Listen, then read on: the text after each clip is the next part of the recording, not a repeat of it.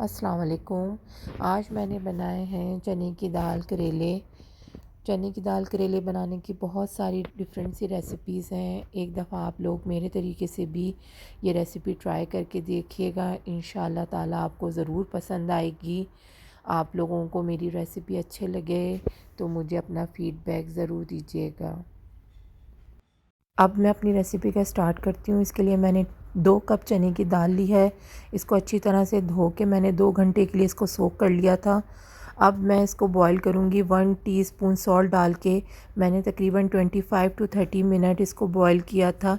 80% मैंने इसको पका लिया था। अब मैं चने की दाल का मसाला तैयार करना शुरू कर रही हूँ। इसके लिए हाफ़ कप ऑयल लेके मैंने उसमें एक मीडियम साइज़ अनियन को चॉप किया था, उसको मैं फ्राई करूँगी।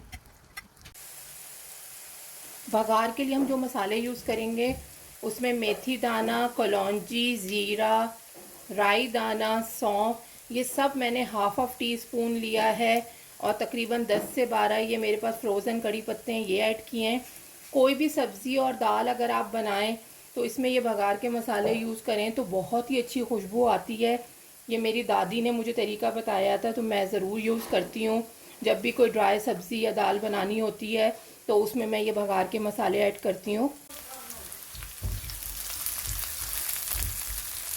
ये अनियन हल्की सी फ्राई हो गई है तो जो मैंने आपको बघार के मसाले बताए थे ये सारे हम इसके अंदर ऐड कर देंगे और उसको भी 2 मिनट तक हम इसके साथ फ्राई करेंगे।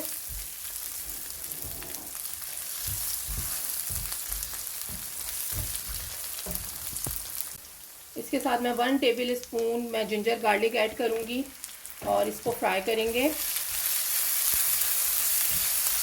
1 से 2 मिनट हम इसको फ्राई करेंगे बस।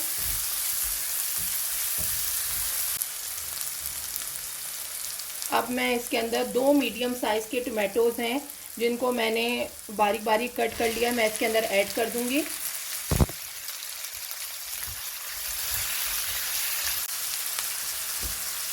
इसके साथ साथ मैं इसके अंदर 2 टीस्पून सॉल्ट ऐड करूंगी।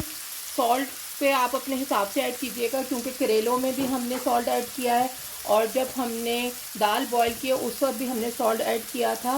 इसके साथ साथ हाफ़ टी स्पून हल्दी है और 2 टीस्पून मैं कुटी लाल मिर्ची यूज़ करूँगी पिसी हुई।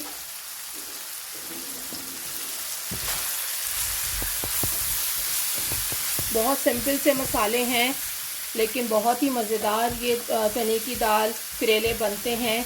अभी मैंने कुछ भी नहीं डाला लेकिन इतनी अच्छी इसकी खुशबू आ रही है तो आप लोग ये रेसिपी ज़रूर ट्राई कीजिएगा और अपना फ़ीडबैक मुझे दीजिएगा। अब हम इसको इतनी देर पकाएंगे कि टमाटर अच्छी तरह से गल जाएं और ये हमारा मसाला भुन जाए। तो इस स्टेज पे मैं इसके अंदर हाफ़ कप वाटर ऐड करूँगी और इसको ढक के तकरीबन 10 मिनट इसको पकाऊँगी।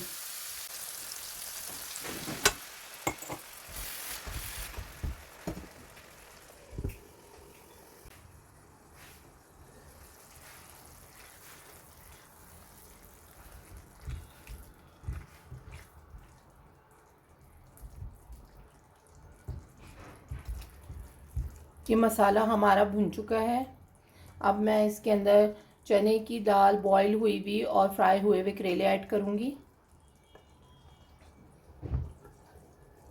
इसके साथ साथ मैंने ये आधा किलो करेले लिए थे जिनको छील के मैंने इस तरह से स्ट्रिप्स में काट कर लिया था और उसके बाद मैंने इसके अंदर तकरीबन 6 टीस्पून मैंने इसके अंदर सॉल्ट डाला था और उसके बाद मैंने इसको छन्नी में डाल के रख दिया था। 2 से ढाई घंटे हो चुके हैं। अब मैंने इसको अच्छी तरह से धो लिया है।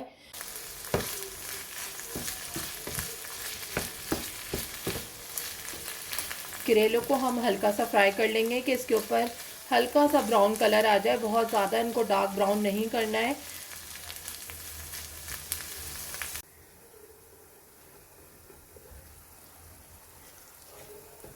मसाला हमारा भुन चुका है।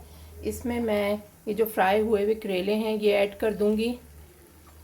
उसके साथ साथ जो चने की दाल मैंने बॉईल की थी 80% ये चने की दाल बॉईल हुई भी है और थोड़ा सा पानी है इसके अंदर, मैं उसके साथ ही इसको ऐड कर दूंगी और इसको फिर अच्छी तरह से मिक्स करेंगे।